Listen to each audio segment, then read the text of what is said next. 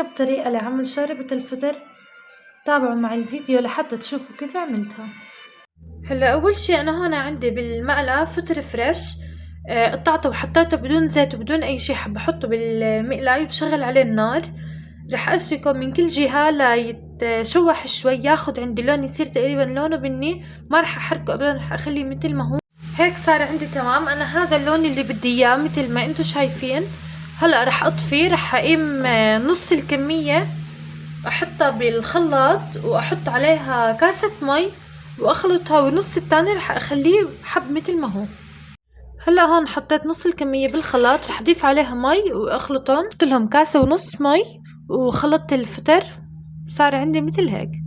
هلا بطنجرة جديدة حطيت معلقة كبيرة من الزبدة ومعلقة كبيرة من الطحين، ورح احركهم سوا لحد ما يتجانسوا. هلا بعد ما عندي هيك تجانسوا، رح اسقط عليهم معلقة كبيرة من زيت الزيتون. فيكم تستخدموا زيت عادي، بس افضل شي زيت الزيتون مع هاي الشوربة. بحركهم. سقطت عليهم كمان معلقة كبيرة من الماجي بودرة. هلا رح اسقط عليهم سن توم مفروم ناعم، حبة بصل صغيرة مفرومة ناعم، رح اسقطهم على الطنجرة. رح احركهم شوي حد ما يدبلوا. هلا هون بعد ما تركتهم تقريبا 3 دقايق رح اسقط عليهم قطع الفطر اللي تركتهم عندي. انا نعمت القطع، هدول القطع اللي زادوا اللي ما حطيتهم بالخلاط. رح احركهم سوا شوي.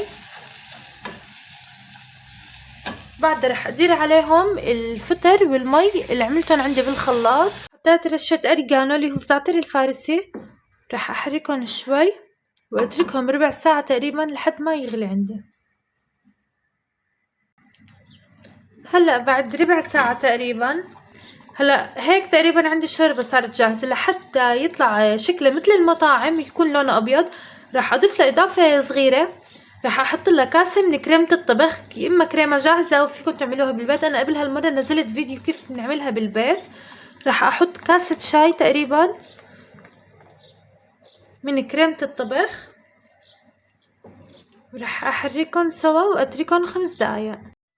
وهيك صارت عندي شوربة الفطر جاهزة.